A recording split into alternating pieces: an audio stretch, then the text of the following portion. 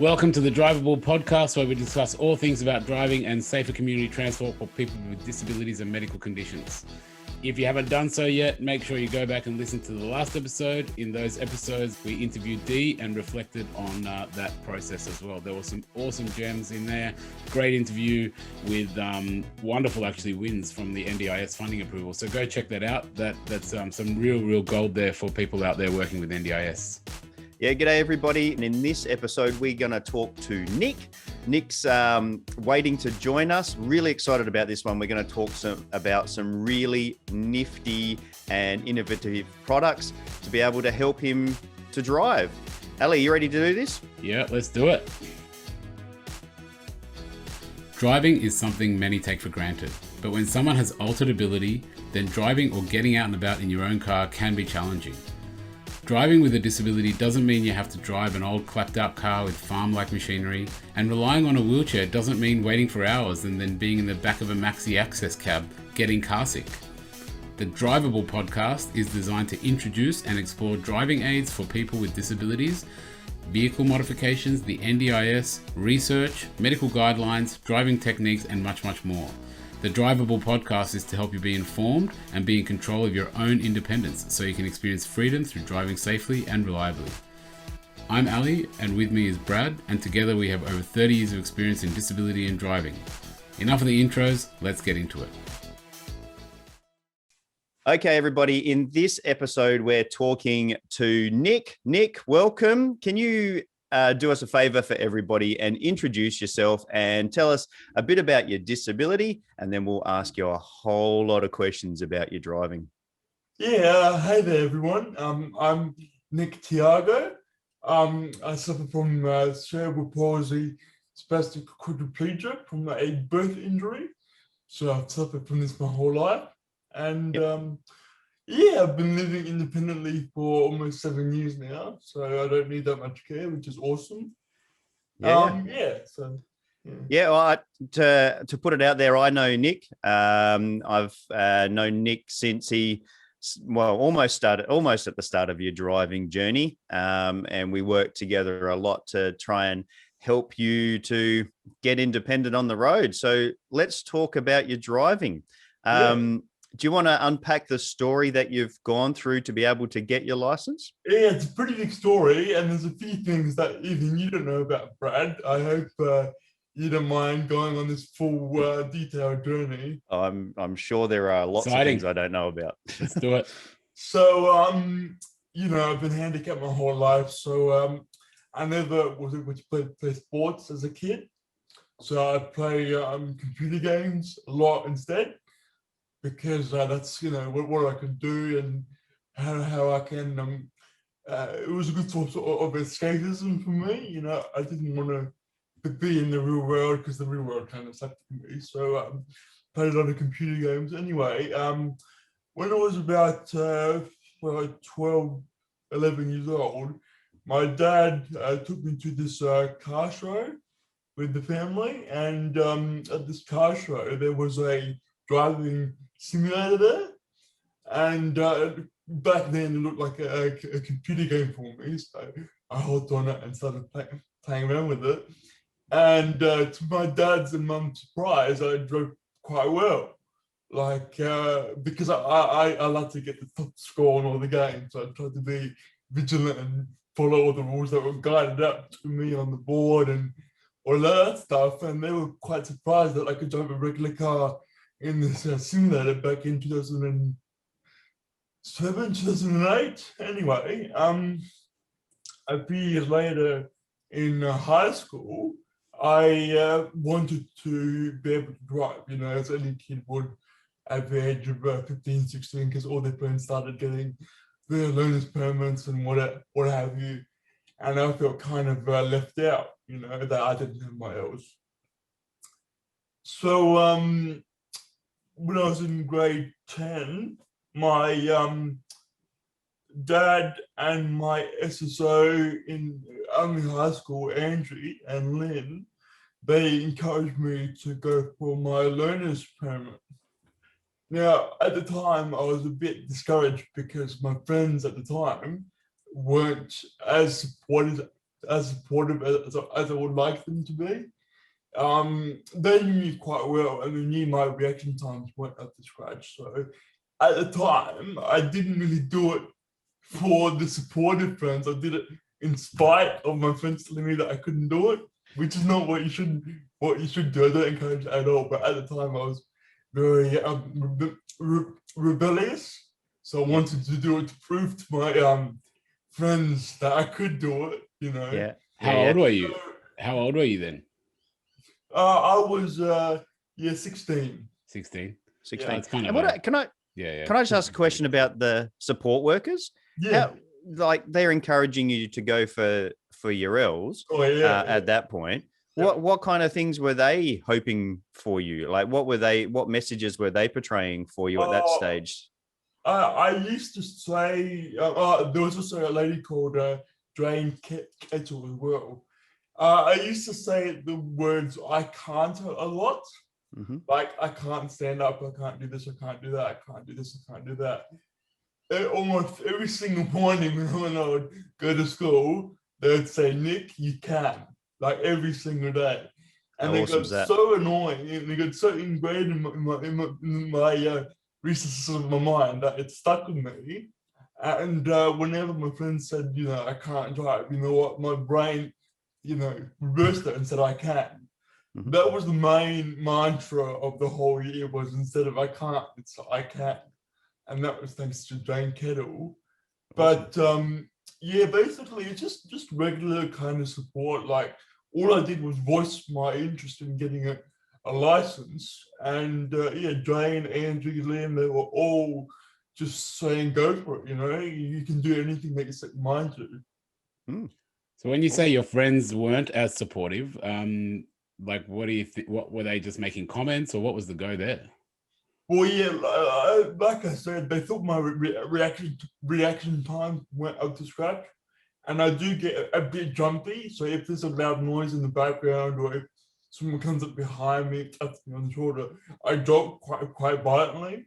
And they thought that if I was in the car and like a bug came up behind me, like a fly or a bee or a spider, or someone honked the horn behind me, I would jump really violently and turn into the other lanes.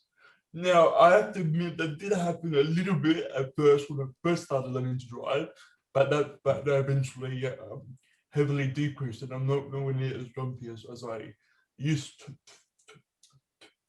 to be. Yeah. Oh, that's cool. Nick, so talk us through then. You went and sat for your L's. No issues with the smarts there. We know that I know that you're a smart fella. A group of like 35, I was the highest scoring. I finished, I don't want to brag, but I was the highest scoring. I finished before everybody else. And I think like a lot of the students thought that I was cheating because I had my SSO with me to help me write the answers. They all thought, oh, this guy's clearly cheating because the lady with me is giving him the answers. She had to sign a disclaimer saying that she wouldn't give me any answers. So, yeah. I think I know you, Nick. You get that a fair bit, don't you? You get where people maybe misjudge you based on what they can see. Oh, my entire life, Brad. Ever since I was a little kid, like I get one look up and down, and everybody, well, not everybody, but most ignorant people, not their fault, but they look me up and down and automatically assume that I'm mentally handicapped. Like I'm very high maintenance. I've got no idea what I'm doing. If I start talking, some people even go, "Oh my God, you can talk! Good for you!" Sometimes when I'm the designated driver out of the whole group of friends that are drinking one night on a weekend, when I take them out, these ladies that are interested in these guys that are with me, they go up to my friends and go, "Oh, you're a saint for taking out your friend on a good night." And I'm like, well, I'm the one that drove them out here so they could drink, and they think I'm full of shit. So. Well, that's a one thing I'm happy about, I guess, is that we're sharing your story and talking to you here, and more people can see that that's all bullshit, basically. Yeah. YouTube video, I don't know if you've heard of it, called Jeremy the Dad. It's No, I haven't heard of that one. Yeah, Jeremy the Dad. It's done by Robot. Oh yeah. I've seen that. That's an awesome. That was a great video. I really encourage people to go watch that. Yeah. Everyone should watch it. It was an Aussie little short film. Jeremy the Dad. Yeah. We Okay. shared it on our Facebook actually. I think as well. We should share it. Yeah. We'll put a link. We'll put a link to it at the bottom of this podcast for people, and I'll go watch it because I don't think I've seen it. But it sounds really, really good video. It's like 14 minutes or something. It's a short film. About that. But it's got really, really strong messages. It makes you think a lot. So it's really good. Awesome. So you proved everybody wrong, all those doubters wrong, and you got your L's. What happened next, mate? Oh, not quite yet. So after I finished the test and asked for flying colours, about a week later, we went to acquire our learner's permits as a class.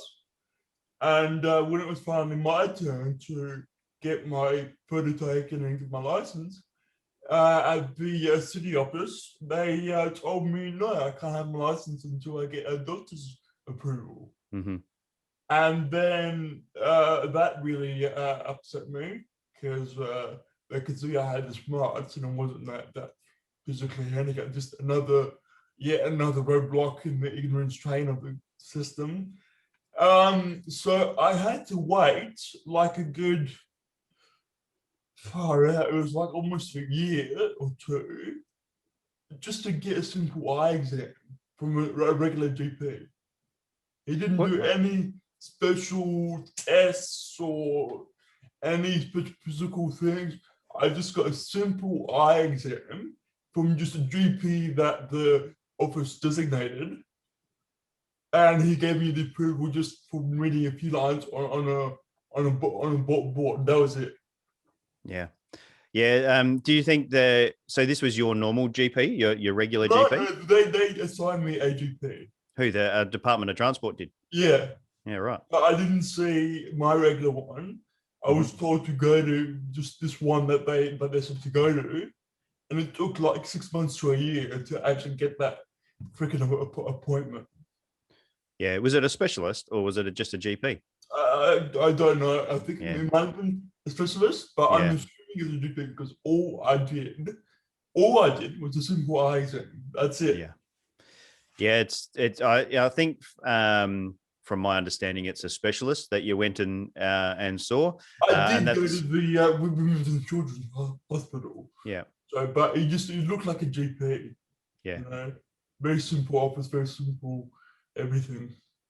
Yeah, they put a lot of the Department of Transport put a lot of ownership on the medical guidelines, the Osroad medical guidelines, and if it says specialist for a condition, they need it to be a specialist. And yeah, it can take months to be able to get into a specialist, and there's nothing that we can unfortunately do about that other than advocate for clients. And it's really frustrating.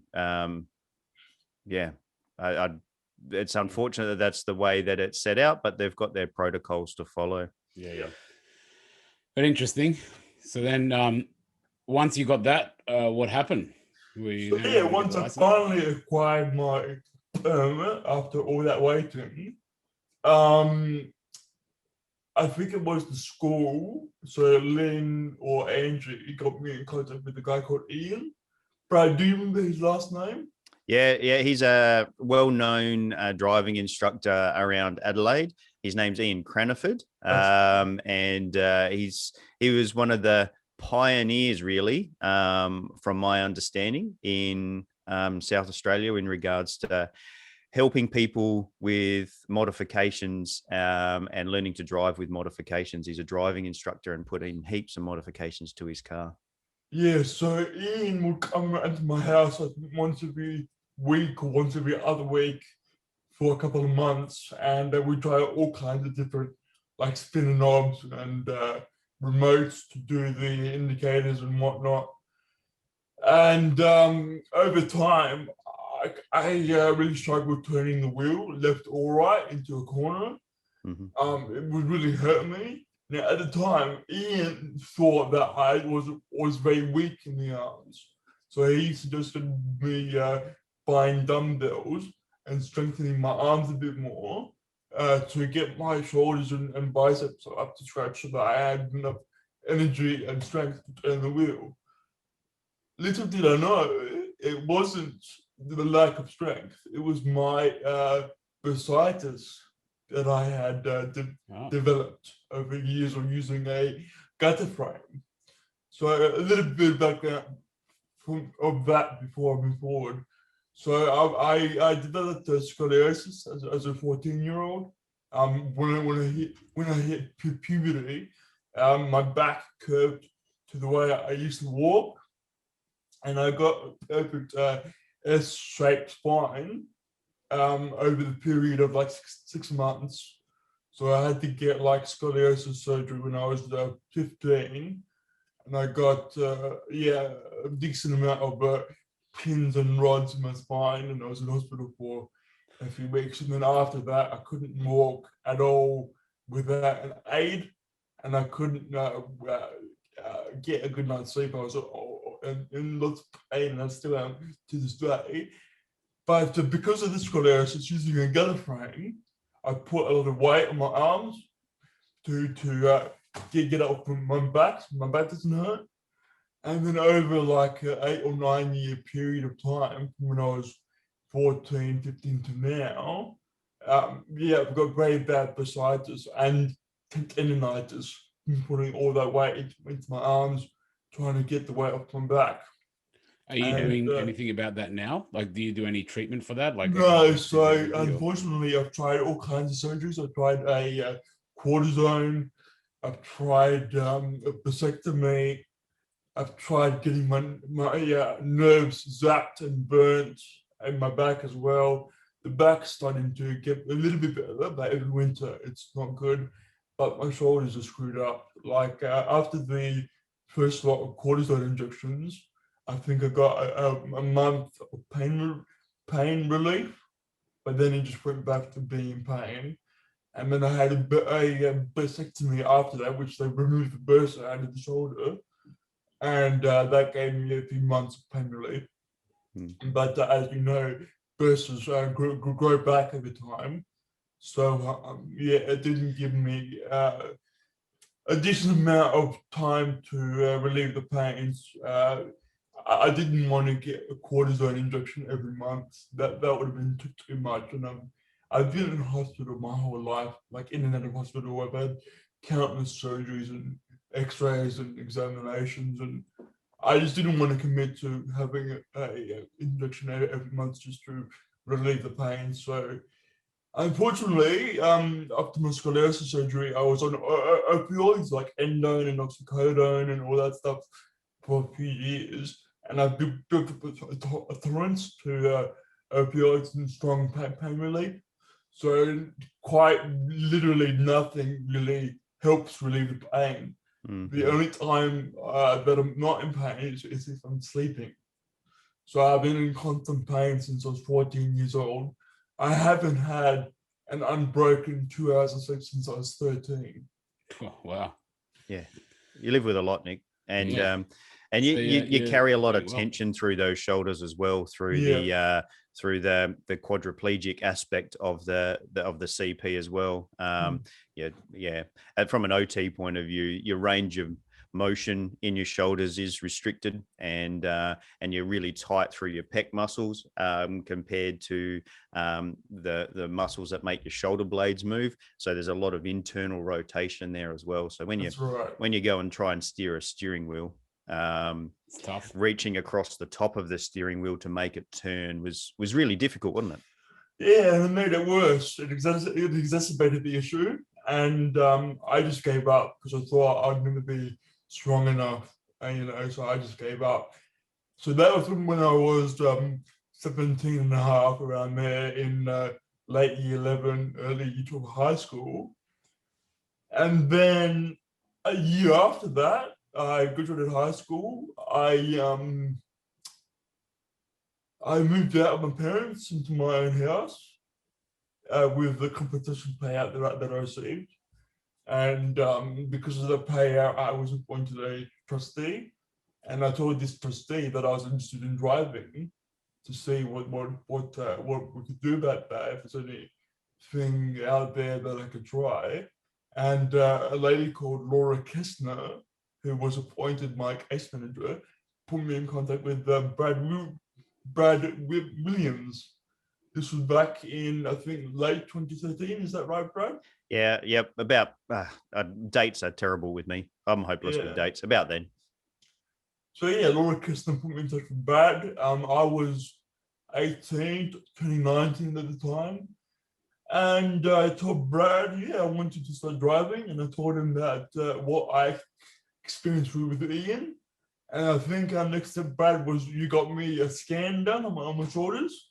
And then Yeah, we went for a drive first, and I remember that first drive. Yeah, and you saw that I was try to replicate what you were doing with Ian, and we were on the wrong side of the road when we first started. Trying to get you around a left-hand turn was really difficult in those first bits. And then we went to see what we could do about your shoulders. You've discussed a lot of that now and that journey already about what you can and can't do to your shoulders. But it was way back then that we were trying to figure out what we could do to be able to help you to steer around the corners. It was really thanks to you, Brad, that I got the scan done to discover that I had bursitis. Because if it weren't for you, I probably would have never got the scan done. I would have just thought I was very weak.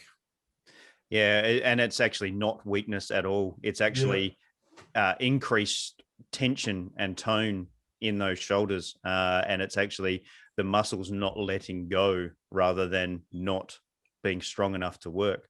So anyway, we went through this process of investigating your shoulders. We knew that your shoulders were not going to be up to it, and we're never going to really be able to steer the steering wheel, left shoulder, right shoulder, both shoulders together.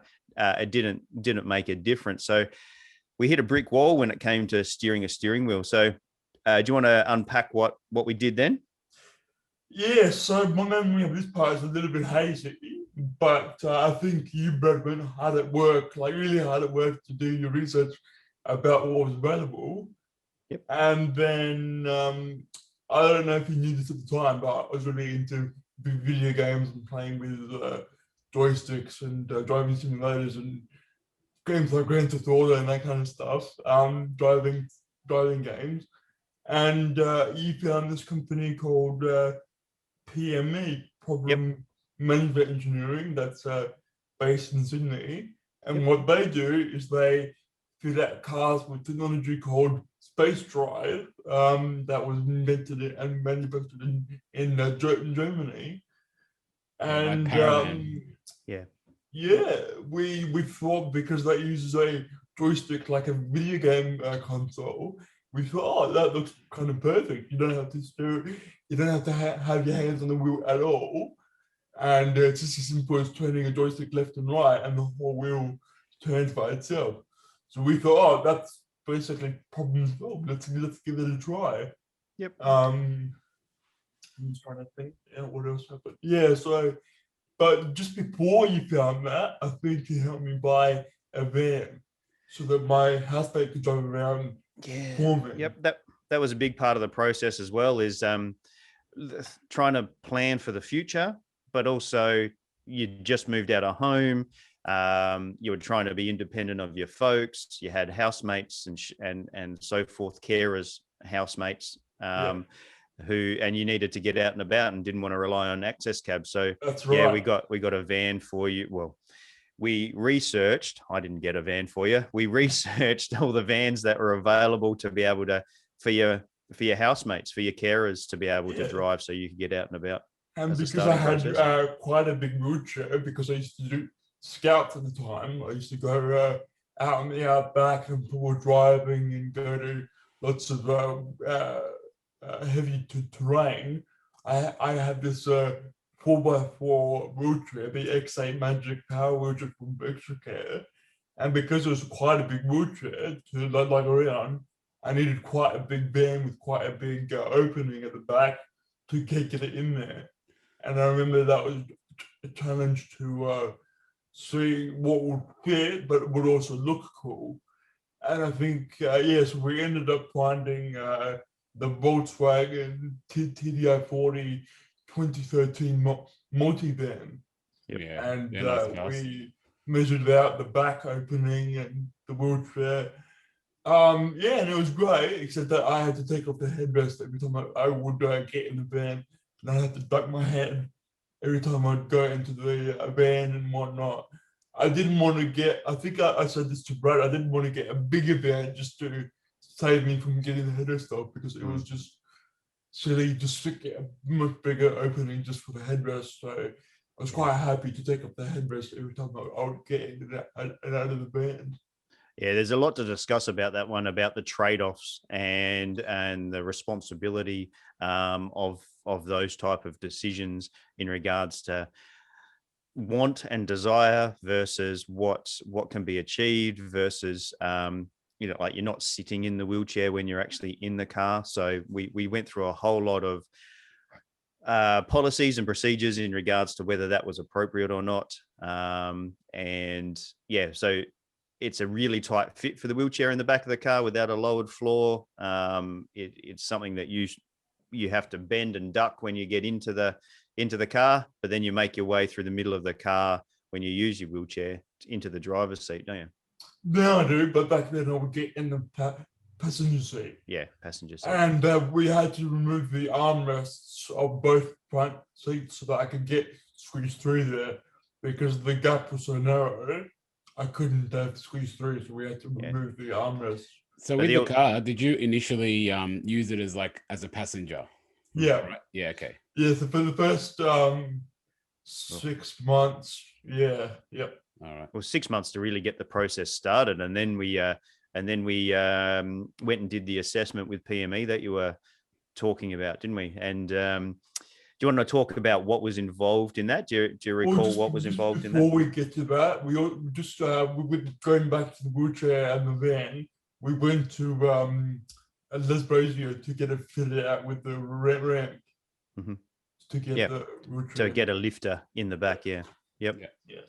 So anyway, after all that, and a few months later, when Brad discovered the PME, Brad made contact to say, hey, look, I've got a candidate for you that might be great for using the technology. He's got putting with his arms, yada yada yada. And they said, yeah, come on down, come on down to Sydney, or up to Sydney, sorry, and take a look at our test vehicle and see if you can use it.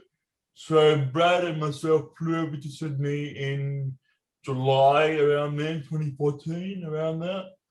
Yeah, I remember that day. You'd been up watching the World Cup on that's right, the Soccer World Cup, and you were so tired. Like 3 in the morning watching Portugal beat the hell out of Italy, so that was crap. Right? I remember trying to drag you onto the plane. You were so tired. And I didn't talk to you at all, I don't reckon, on that trip. Oh, no, I was out like light the whole trip. So I was out of it. Yeah, I'm a big FIFA fan.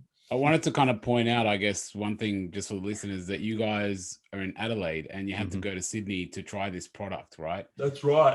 And I guess just because we talk about a lot of the big theme of what we talk about here is get out there and try as much as you can, which I can definitely see that that's what you were doing. And then you kind of hit a wall and then you had to fly to try something, which some people might think that's not the best thing, which it isn't. But at the same time, I guess that vehicle that you're trialing, how much do you reckon it was worth, like a trial vehicle? Because that's the thing, they're a pretty expensive vehicle, I think. And there's not that many around the country. I think there's only like 1 or 2. So no, there's about 20 now in the country. No, just that you can try out. That's what I mean. Oh, sorry. Yeah. Yeah. So we had to. There wasn't an option back then. There wasn't. There was really only one option back then, and that was PME. And I take my hat off to PME for having these products in Australia in regards to giving people options to be able to try these what I term high-end controls, really high-end stuff. I should also note that back then I was not a member of the NDIS. So all of these flights and trials and paying for the vehicle and paying for the mods, that was all self-funded. Mm-hmm. Did you have a job? No. No. Wow. That would have Yep. been tough. We went over there, and the PME crew put you through your paces. I had to take a back seat. I had to step away because I didn't know the products and so forth at that point of time. And I think you blew everyone away. Yeah, I blew myself away. I was in a state of complete euphoria. I thought, Eureka, we finally found a gadget that works, Feels all like a those years of game. gaming finally paid off. Yep, we were spinning around the car park out by that oval. You were going around in circles, doing figure eights. Yep. And then you even went out and drove on the road there on that first day. Yeah, on the back streets. Yeah, we did a bit of driving on the road with Tom Ely, I think. Yeah, it was the one in the car. Yep.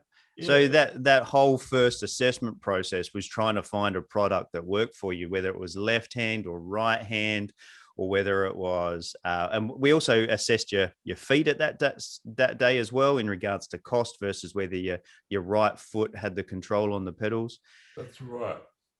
But this joystick in your left hand was, an immediate success. It was like a duck to water. Sure was. all those years playing computer games paid off, eh? Yeah, like I said, yeah, exactly. Brad, remind me, was it just the one day, or did we stay a few days and kept going back? No, that first day was just a once off to see if this was possibly going to work. Yep. And then we, from my memory, then all the fun and games came in regards to how we're going to pay for this. And because it's not cheap stuff. No, should I say how much it costs altogether? Or people will want to know. Yeah.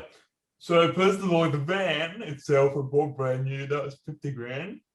50 grand. And so the modification, so just the mod, Just the joystick.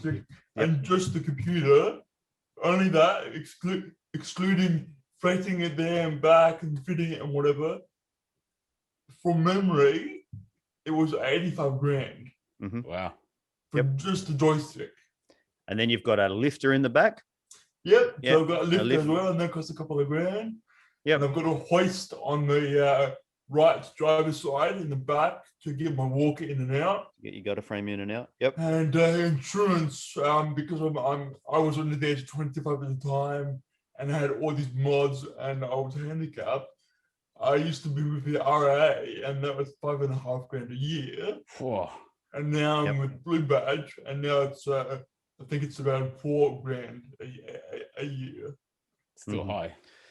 It is. So before the NDIS, this came out of what you're able to raise, wasn't it? That's right. Yeah. Yep.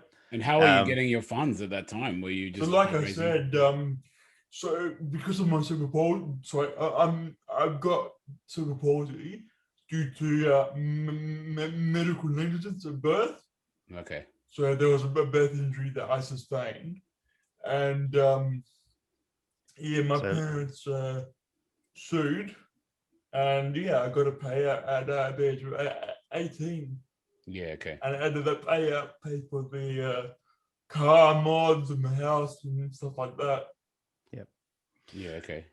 But even though it was your money and payout that you received at 18, your just to help unpack it, when we were saying that we had to, how are we going to pay for this? At that time, it was under a trustee, wasn't it? And we had to basically do a lot of report writing to say that this was value for money. Took a lot of reports. Yep. So it's almost a similar process to the NDIS by the sounds of things. Oh yeah, no, I have to disagree there. Oh really? Now that I'm with the NDIS, asking for very simple stuff, it's a big head stuff You around. can say the word, mate. You can say the word. We know what you wanted to say then. It's adults only. Yeah, that's the one, mate. The NDS are fucking idiots. All right. Now we need to tone it down just a little bit. All right. Somewhere in the middle there. Yeah. We don't want to offend too many listeners. No, but yeah, I'm it sure is. I'm sure they're good people with most of the clients, but with me, simple stuff around the house. It just takes a lot of asking and begging and reports and this and that and quotes and with the trustee getting the car, it did take reporting and all of that stuff, but nowhere near as complicated and convoluted as the NDS require.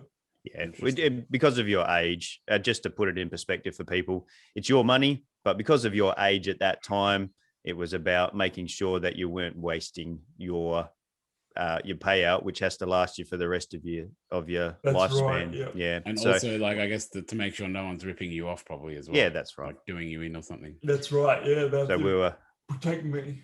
Asking for your money, where with the NDIS, we're asking for the government's money. And that's probably where the difference was. It's still the same type of report writing, the same type of proving that it's value for money and that it's going to make a difference to your life.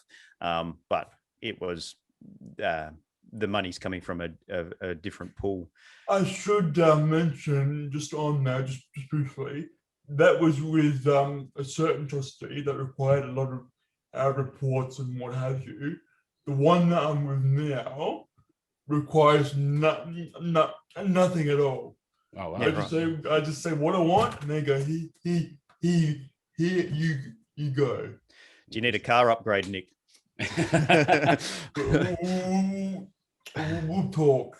So once you got the getting back into the car, once you got the car fitted out, how was it? And then kind of getting the car, how was driving it and getting used to it? Like, did you have to do lessons? How long? So after we fitted it to Sydney and got it fitted in Sydney, Brad and I went back over to Sydney again after my car got fitted with the tech, and we did yet another test to see how I go in my own car. And once they were happy and I was happy, we fitted it back to Adelaide. And I had to pay to fly out a special ed driver, Tom Ely, to teach me how to use all the modifications. Yeah. Just before I progress as well, when we sorry, I was trying to thought now. Anyway, so on top of the regular learner's permit hours, I had an extra like 60, 80, 100 hours on top of what a regular learner has to do just to get my license, just to get the approval from the driving commission. Yeah. So you had 3 trips to Sydney. One was the first test out. The second one was fitting for your car. And then the third one was your final fit out, where they just made sure it was all in the right place, made sure it worked. You went for a bit of a drive in your car.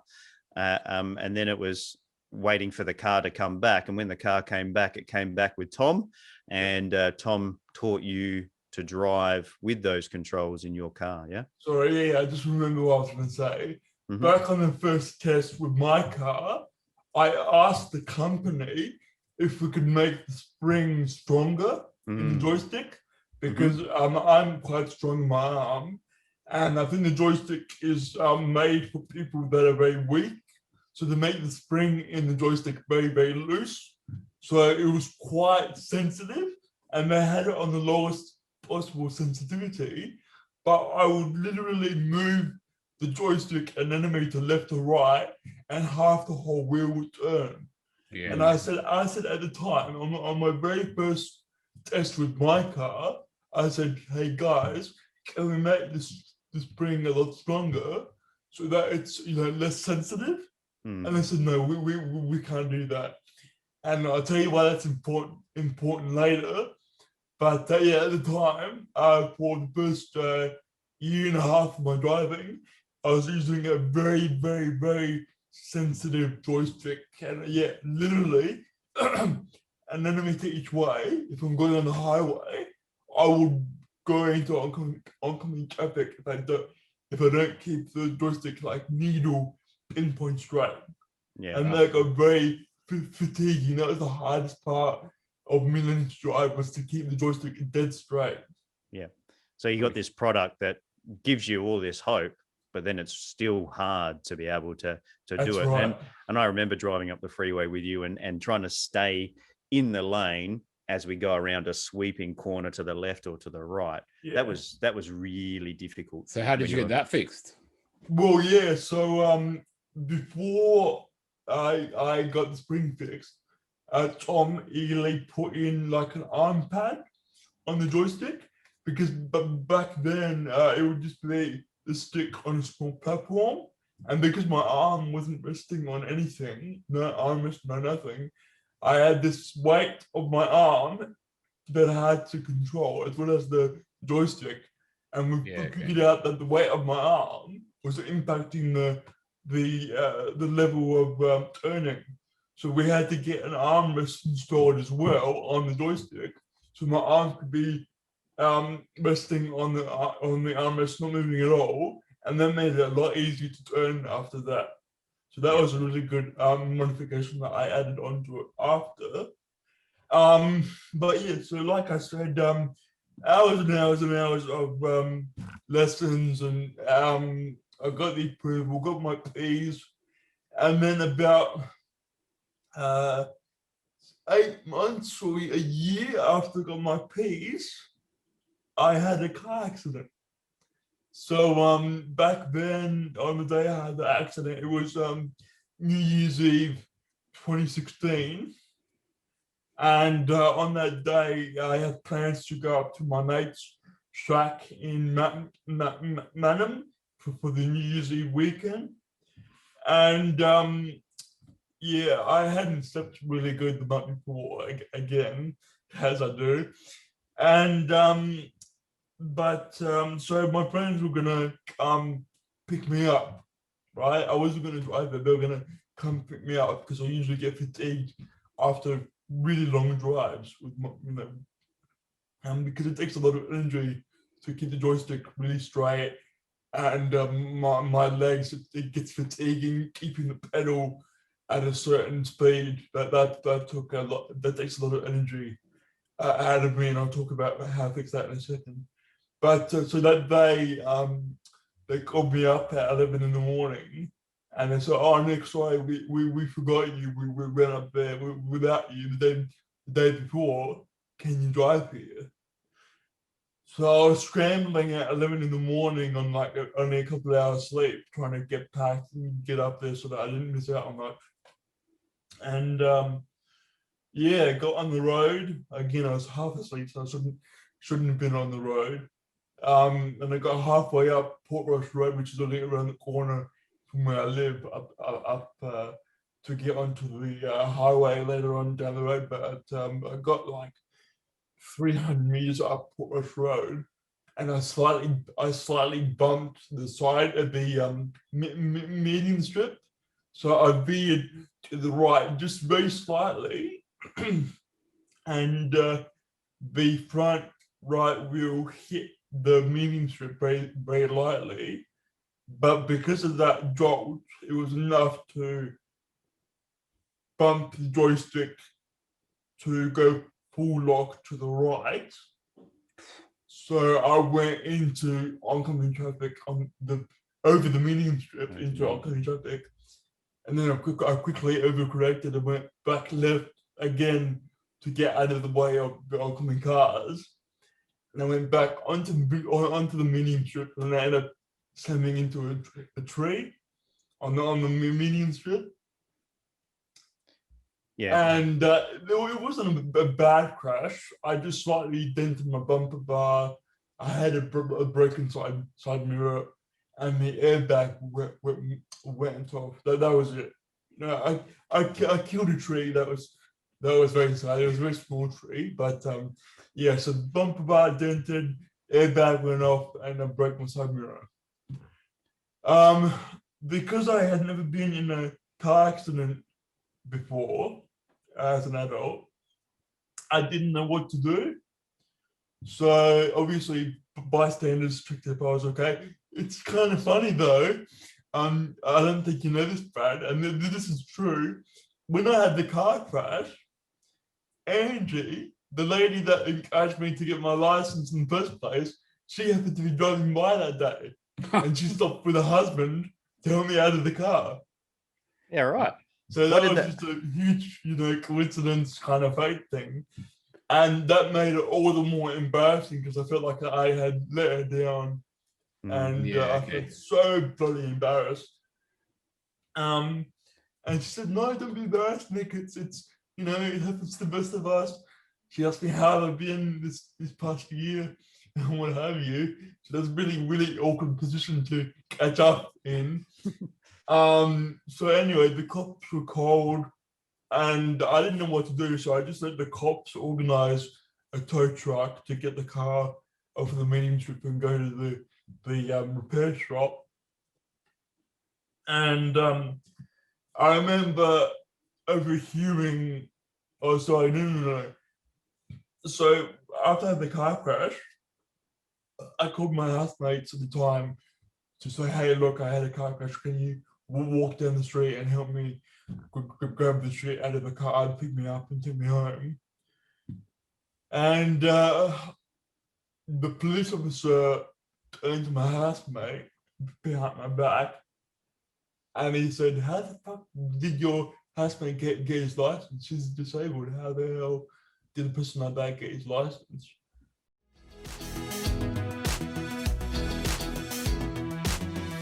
Thanks for listening to the Drive Able podcast with Brad Williams and Ali Akbarian. If you like what you've heard, make sure you like, rate, and subscribe. It really does make a massive difference.